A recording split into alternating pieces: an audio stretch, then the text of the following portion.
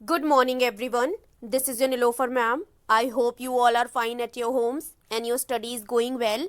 So, as you all know that we are doing the syllabus of internal assignment B1. Our subject is SST, and in SST we are doing history. So, in history, today I will explain you chapter 8, and the topic of the chapter is Ashoka, the emperor who gave up war. Ashok एक ऐसा राजा जिसने युद्ध करना छोड़ दिया था. Being a king, he gave up war.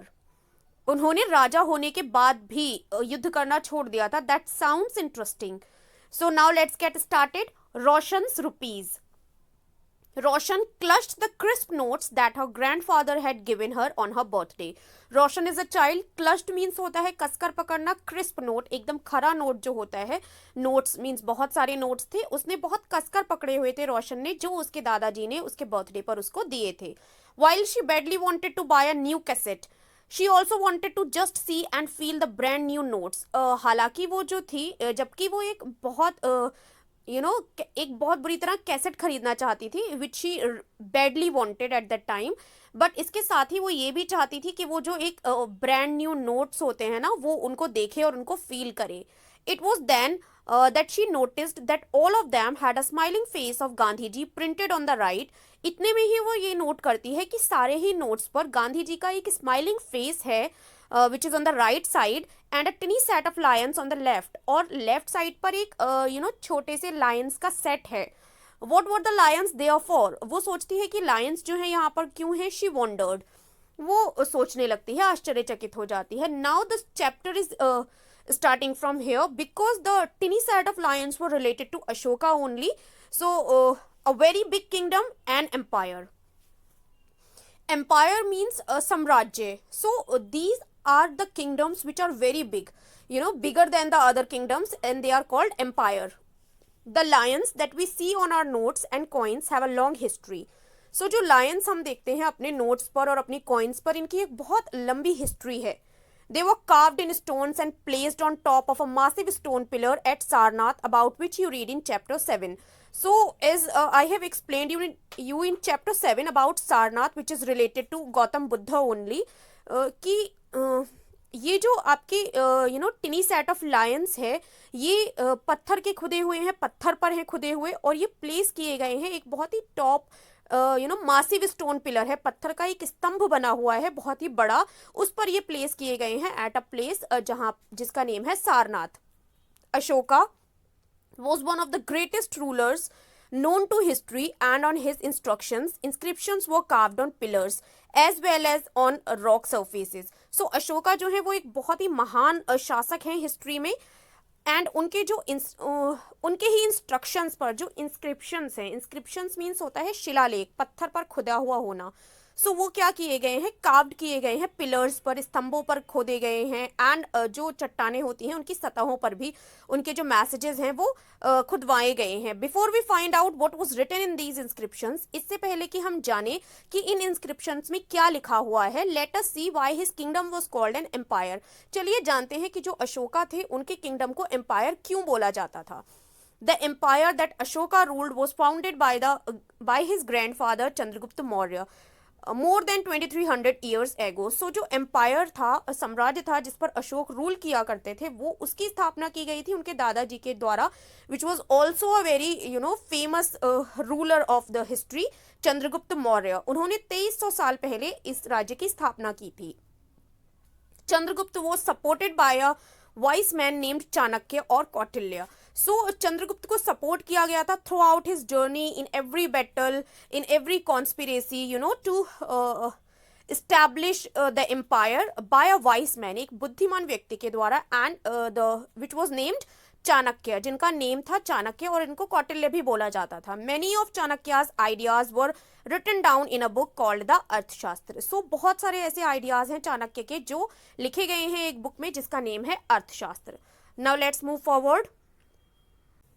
Next topic is dynasty. Dynasty means राजवंश. When members of the same family become rulers one after another, the family is often called a dynasty. So जो क्या होता है, जब किसी एक राज्य परिवार से लगातार जो मेंबर्स होते हैं वो शासक बनते हैं, मीन्स एक के बाद दूसरा व्यक्ति शासक बनता है, सो वो फैमिली जो है डायनेस्टी कहलाती है, दैट इज कॉल्ड राजवंश. The Mauryas were a dynasty with 3 important rulers. सो जो मौर्य राजवंश था उसमें 3 बहुत इंपॉर्टेंट रूलर्स थे, 3 महान शासक थे. Chandragupta, who has established the dynasty, and his son Bindusar and Bindusara's son Ashoka, about whom we are reading in this chapter. सो जो चंद्रगुप्त डायनेस्टी थी वहां पे 3 बहुत इंपॉर्टेंट रूलर्स थे. चंद्रगुप्त जिन्होंने इस राज्य की स्थापना की थी, देन बिंदुसार उनके बेटे, एंड देन बिंदुसार के बेटे Ashoka. So there were several cities in the empire marked with black dots on the map, a map which is given here, you can see. So the cities, several cities are there in the empire of Ashoka which are marked with black dots. इस map पर black colour के dot बने हुए हैं. These included the capital Pataliputra, जो उनकी capital हुआ करती थी. पाटलिपुत्र, तक्षशिला है, and Ujjain. Takshashila was a gateway to the north west, एक तरीके से गेटवे था नॉर्थ वेस्ट का Takshashila, including central Asia. While Ujjain lay on the route from north to south India. So Ujjain किस रूट पर पड़ता था? नॉर्थ से लेकर जो साउथ का रूट था इंडिया पर, वहां पर. Merchants, officials and craft persons probably lived in these cities. So merchants, व्यापारी, officials, अधिकारी, craft persons, संभवतः ये लोग इन cities में रहा करते होंगे. In other areas there were villages of farmers and herders. So दूसरे areas में क्या थे? villages थे farmers के और herders लोग के. In some areas such as central India, there were forests where people gathered forest produce and hunted animals for food. People in different parts of the empire spoke different language. So कुछ other parts थे village के, there were villages of farmers and herders which I have told you already. In some areas such as central India के कुछ areas में there were forest, जंगल हुआ करते थे. where people gathered forest produce, जहाँ पर लोग क्या करते थे? जंगल से मिलने वाली चीज़ों को इकट्ठा करते थे.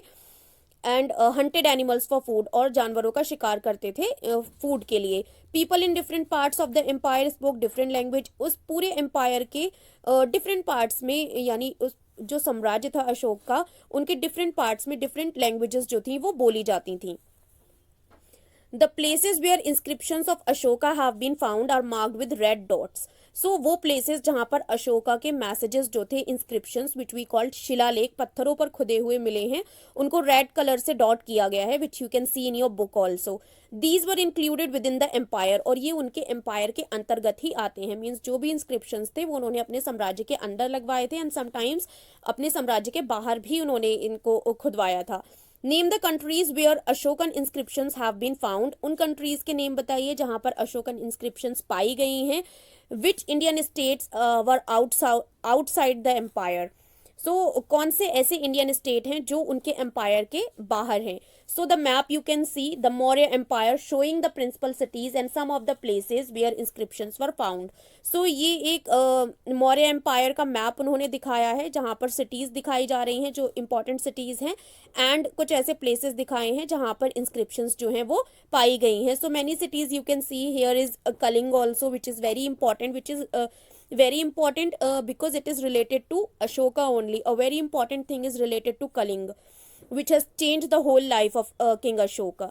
Then you can see Sarnath is also here, Kaushambi is here, Roopnath is here, Sanchi is here, Patliputra is here, which was the capital at that time of Ashoka Empire. Meerut is there, Bahapur, which was Delhi. So many cities are there जहाँ पर जो उनके empire के under आती हैं, और इनमें बहुत सारी ऐसी जो हैं वो सिटीज़ हैं जहाँ पर सिटीज़ हैं, स्टेट्स हैं जहाँ पर उनके जो इंस्क्रिप्शंस हैं अशोका के वो मिले हैं. लाइक बहापुर दिल्ली में है, टोपरा में है, कलसी मेरठ में है, लुम्बिनी में है, कौशाम्बी में है, रूपनाथ में है, सांची में है. इस तरीके से बहुत सारे हैं. सन्नाथी करके एक है place, Sopara is there, Maski is there. ऐसे ही आप देख सकते हैं बहुत सारे हैं. So some parts of India are not there in the empire which is there, like Arabian sea, Lakshadweep, and other you can see Bay of Bengal. So these are not included in the empire of King Ashoka. So as I was explaining you that people in different parts of the empire spoke different languages, कि जो पूरे empire के different parts होते थे वहाँ के लोग जो होते थे वो डिफरेंट लैंग्वेजेस बोला करते थे.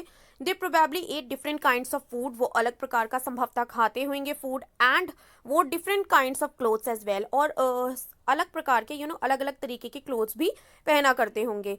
Now let's move forward to the next topic. How are empires different from kingdoms? So empire is also a kind of kingdom. Now how empires are different from kingdoms? किस तरीके से जो साम्राज्य होते हैं वो राज्यों से अलग होते हैं. Emperors need more resources than kings because empires are larger than kingdoms and need to be protected by big armies. So emperors जो होते हैं उनको ज़्यादा रिसोर्सेज की ज़रूरत होती है किंग से ज़्यादा, राजा से ज़्यादा, बिकॉज क्या होता है एम्पायर्स जो होते हैं वो किंगडम से बड़े होते हैं और उनको प्रोटेक्ट करने के लिए बड़ी आर्मीज़ की आवश्यकता होती है. Second, so also they need a large number of officials who collect taxes. So इसी वजह से जो एम्पायर्स होते हैं वहाँ पर large number of officials means जो अधिकारी होते हैं, राजकीय अधिकारी, उनकी ज़रूरत होती है ताकि वो जो टैक्स है उसको कलेक्ट कर सकें. Now let's move forward to the next topic, that is ruling the empire. किस तरीके से empire को, साम्राज्य को रूल किया जाता था. As the empire was so large, जैसा कि आपने पढ़ा कि जो empire होता है वो बहुत बड़ा होता है, different parts were ruled differently. So उसके अलग अलग parts जो हैं वो अलग अलग तरीके से रूल किए जाते हैं. The area around Pataliputra was under the direct control of the emperor. As I have already told you that Pataliputra was the capital at that time of Ashoka empire. So जो पाटलिपुत्र थी वो डायरेक्ट कंट्रोल में थी emperor के, शासक के. This meant that officials were appointed to collect taxes from farmers, herders, craft persons and traders who lived in villages and town in the area. So इसका मतलब ये है कि जो ऑफिशियल्स थे वहाँ पर अपॉइंट किए गए थे राजकीय अधिकारी जो कलेक्ट कर सकें टैक्सेस पाटलिपुत्र में. किन से? फार्मर्स से, हर्डर्स से. As you have already read in chapter 7 की जो टैक्स था वो फार्मर्स पर भी लगता था, हर्डर्स पर भी लगता था, अलग अलग प्रकार से क्राफ्ट पर्सन्स पर भी, ट्रेडर्स पर भी, जो भी उस विलेजेस में मींस जो भी पाटलिपुत्र के अंदर विलेजेस आते थे उन विलेजेस में, टाउन्स में जो लोग भी रहा करते थे उनसे जो टैक्स कलेक्ट किया जाता था फ्रॉम द दैट वो being collected from the that were being collected by the officials only. Officials also punished those who disobeyed the rulers orders. Officials जो हुआ करते थे वो उनको भी पनिश करते थे जो शासक हुआ करता था अगर वो उसकी किसी भी प्रकार की आज्ञा का पालन नहीं करते थे. Many of these officials were given salaries. बहुत सारे ऑफिशियल्स को सैलरीज दी जाती थी. Messengers went to and fro and spies kept a watch on the officials. Messengers भेजे जाते थे, फ्रो मीन्स इधर उधर भेजे जाते थे, एंड स्पाई मीन्स होता है जासूस. So and spies kept a watch on the officials. और ये जो ऑफिशियल्स होते थे इन पर भी पूरा विश्वास नहीं किया जाता था by the king, by the emperor. इनके ऊपर भी जासूस जो हुआ करते थे वो निगरानी रखा करते थे हमेशा.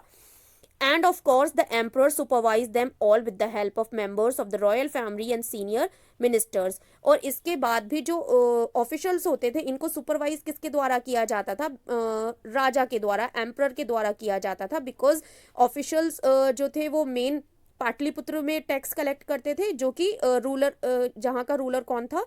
स्वयं एम्परर ही था. सो वो किसकी हेल्प से सुपरवाइज करता था? जो राजा हुआ करता था, with the help of members of the royal family. उनके राजसी परिवार में जो भी मेंबर्स थे एंड उनके जो भी सीनियर मंत्री हुआ करते थे उनकी मदद से. देयर वर अदर एरियाज और प्रोविंसेस. प्रोविंसेस मीन्स होता है प्रांत, मीन्स किंगडम को छोटे छोटे पार्ट्स में डिवाइड कर दिया जाता है जिनको हम प्रांत बोलते हैं. सो यहाँ पर बहुत सारे अदर एरियाज और प्रांत भी हुआ करते थे. Each of these was ruled from a provincial capital such as Takshashila और Ujjain. So each of these was ruled from a provincial capital. हर किसी पर रूल किया जाता था एक प्रोविंशियल कैपिटल, यानी हर प्रांत की एक राजधानी होती थी, जैसे सच एज तक्षशिला और उज्जैन था. तो इन्हीं के द्वारा जो था यहाँ से ही रूल किया जाता था. Although there was some amount of control from Patliputra and royal princes were often sent as governors. Local customs and rules were probably followed. Each of these was ruled by a provincial capital such as Takshila or Ujjain, which I have explained you. Although there was some amount of control from Patliputra. So क्या होता था जो कुछ provinces होती थी, प्रांत होते थे, उनका जो कैपिटल बना दिया जाता था, जैसे तक्षशिला और उज्जैन हुआ करता था, इन्हीं के द्वारा यहाँ से हर एरिया पर जो था वो रूल किया जाता था। हालांकि जो कंट्रोल था वो कुछ कंट्रोल पाटलिपुत्र से भी आता था, सारे एरियाज पर बिल्कुल फ्री नहीं छोड़ा जाता था। एंड रॉयल प्रिंसेस, जो भी रॉयल प्रिंस हुआ करते थे, वो sent often sent as governors, और वो गवर्नर्स के तौर पर जाया करते थे। लोकल कस्टम्स, जो भी रीति रिवाज हुआ करते थे, रूल्स हुआ करते थे, उनको फॉलो किया जाता था।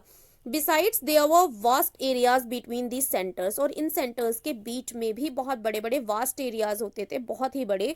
Hair the Mauryas tried to control roads and rivers which were important for transport, and to collect whatever resources were available as tax and tribute. So क्या करते थे यहाँ पर मौर्य रूलर्स जो हुआ करते थे, इन्हीं एरियाज को, जो इन सेंटर्स के बीच में बड़े बड़े एरियाज थे, इनको कंट्रोल करने की कोशिश करते थे, बिकॉज इन एरियाज में रोड्स और रिवर्स आते थे which were the most which were important for transport, जो यातायात के लिए ज़रूरी थे। And to collect whatever resources were available, तो जो भी रिसोर्सेज अवेलेबल थे उनको कलेक्ट करने के लिए, लाइक टैक्स और ट्रिब्यूट के तौर पर, ये जो यातायात के मीन्स थे ये बहुत इंपॉर्टेंट थे। For example, the Arthashastra tells us that the north west was important for blanket and south India for its gold and precious stones. So for example we can see that जो अर्थशास्त्र है, जिसमें Chanakya means Kautilya के बहुत सारे ideas हैं, वो हमें बताती है कि जो नॉर्थ वेस्ट था that was important for blankets, वो ब्लैंकेट्स के लिए इम्पॉर्टेंट था। And south India for its gold and precious stones, और साउथ इंडिया जो था वो गोल्ड के लिए और बहुत ही अमूल्य स्टोन्स जो हुआ करते थे उनके लिए इम्पॉर्टेंट था। It is possible that these resources were collected as tribute, और ये पॉसिबल हो सकता है कि और ये पॉसिबल है कि इन रिसोर्सेज इनको जो रिसोर्सेज थे इनको कलेक्ट किया जाता था as tribute. So the next topic is tribute. Like I have already explained you that there was some important things are there from some parts that were blankets and precious stones. They were very important and they were being collected as a tribute. So what is tribute? Unlike taxes which were collected on a regular basis, tribute was collected as when it was possible from people who gave a variety of things more or less willingly. So tax was collected on the regular basis, regular base पर collect किया जाता था, but tribute was collected when it was possible. Tribute तब collect किया जाता था जब possible हुआ करता था, when people wanted to give a variety of things. If they wanted to give more, so they gave more. If they wanted to give less, so they gave less, and that was tribute only. और क्या था, there were also the forest regions, ऐसे जंगली इलाके भी थे, और जो लोग इन जंगली इलाकों में रहा करते थे इनसे ये लोग क्या थे, मोर और लेस इंडिपेंडेंट, इनको कह सकते हैं कि ये इंडिपेंडेंट थे, स्वतंत्र थे, but may have been expected, इनसे ये एक्सपेक्ट किया जाता होगा कि ये प्रोवाइड करें, like elephants if in forested regions they can provide timber, लकड़ी, honey and wax to Maurya officials. So जो भी मौर्य ऑफिशियल्स थे जो ट्रिब्यूट और टैक्सेस को कलेक्ट करते थे, ऐसे फॉरेस्टेड रीजन्स के लोगों से ये एक्सपेक्ट किया जाता था कि वो ये सारी चीज़ें उनको एज अ ट्रिब्यूट प्रोवाइड करें। Next topic is the emperor and the capital city. Emperor and capital city. Capital city I have already explained you. So Megasthenes was an ambassador who was sent to the court of Chandragupta by the Greek ruler of West Asia named Seleucus Nicator. सो मेगास्थनीज जो था वो एक राजदूत था जिसको भेजा गया था चंद्रगुप्त मौर्य के कोर्ट में, दरबार में, by the Greek ruler of West Asia. West Asia का एक ग्रीक रूलर था जिसका नेम था सेलेकस निकेटर, उसके द्वारा भेजा गया था। Megasthenes wrote an account about what he saw, here is a part of this his description. तो मेगास्थनीज ने जो देखा उन्होंने उसके बारे में थोड़ा लिखा, सो उसका एक पार्ट यहाँ पर दिया गया है उस डिस्क्रिप्शन का। The occasions on which the emperor appears in public are celebrated with grand royal procession. So ऐसे अवसर जहाँ पर राजा जो थे वो पब्लिक के सामने, मीन्स अपनी प्रजा के सामने आया करते थे, इनको सेलिब्रेट किया जाता था रॉयल प्रोसेशन के साथ, मीन्स जुलूस के साथ, राजसी जुलूस निकला करते थे। He is carried in a golden palanquin. राजा जो थे वो एक सोने की पालकी हुआ करती थी, उसमें निकलते थे। His guards ride elephants decorated with gold and silvers. तो जो राजा के जो गार्ड्स हुआ करते थे वो एलिफेंट्स के ऊपर बैठे होते थे, राइड करते होते थे, उनको चलाते थे, सवारी करते थे उनकी, और जो एलिफेंट्स होते थे वो गोल्ड और सिल्वर से डेकोरेट होते थे। Some of the guards carry trees on which live birds including a flock of trained parrot circle about the head of the emperor. So कुछ गार्ड्स जो थे वो कैरी करते थे ट्रीज को, जिन ट्रीज के ऊपर बर्ड्स रहा करती थी, including a flock of trained parrots. Flock means होता है ग्रुप, एक पैरट्स का ग्रुप होता था जो कि ऑलरेडी ट्रेंड होता था। सो वो ट्रीज जो होते थे वो एम्परर के सर के ऊपर सर्कल के रूप में होते थे। The king is normally surrounded by armed women. So जो किंग होते थे वो नॉर्मली सराउंडेड होते थे वुमेन से। He is afraid that someone may try to kill him. इस बात का शासक को डर होता था कि कोई व्यक्ति उन्हें मारने की कोशिश कर सकता है। He has special servants to test the food before he eats. तो उनके स्पेशल सर्वेंट्स हुआ करते थे जो उनके विश्वसनीय हुआ करते होंगे, कि जो भी रूलर खाने वाले होते थे खाना, उससे पहले वो सर्वेंट्स उसको टेस्ट करते थे। He never sleeps in the same bedroom for 2 nights. Means उनका जो भी पैलेस हुआ करता था उसके बेडरूम में, वो किसी भी एक बेडरूम में 2 दिन से ज्यादा नहीं सोते थे। And about Patliputra, modern Patna, he wrote. So Patliputra, as I have already explained you, that it was the capital of Ashokan Empire, and which is known as Patna in modern time. He Megasthenes wrote about Patliputra. This is a large and beautiful city. ये एक बहुत बड़ी और खूबसूरत सा शहर था। It is surrounded by a massive wall. ये बहुत बड़ी बड़ी दीवारों से घिरा हुआ था। It has 570 towers and 64 gates. इसमें 570 टावर्स थे और 64 गेट्स थे। The houses of 2 and 3 storeys are built of wood and mud bricks. So जो हाउसेज थे 2 मंजिला और 3 मंजिला भी थे, वो वुड के द्वारा बिल्ट किए जाते थे, या फिर मड ब्रिक, मिट्टी की जो ईंटें होती थी। The Kings palace is also of would. जो राजा थे उनका महल भी वुड का बना हुआ था, and decorated with stone carvings. और उसमें जो डेकोरेशन था वो स्टोन्स का था। It is surrounded with gardens and enclosures for keeping birds. ये चारों तरफ से जो पैलेस था वो सराउंड था गार्डन्स के, और वहाँ पर बर्ड्स भी थे बहुत सारे, प्लेसेस थे जहाँ पर बर्ड्स को रखा जाता था। Why do you think the king had special servants to test the food he ate? आप क्यों सोचते हैं कि राजा के स्पेशल सर्वेंट्स हुआ करते थे जो राजा से पहले फूड को टेस्ट करते थे? Because probably, not probably, obviously the king was afraid that someone can kill him. कि राजा को इस बात का डर होता था कि कोई उनको मार सकता है। So that's why the food is was being tested by the servants before the king. कि अगर if someone is mixing anything in the food, so the reaction will be on the servant only first of all. So in that case the emperor would be saved. So next one is, in what ways was Patliputra different from Mohenjo-daro? That you have to analyze on your reading, on your thinking, which you have read in chapter 4 already. So this was the first part of this video. Rest of the chapter I will explain you in the second part of the video. So keep learning and keep watching.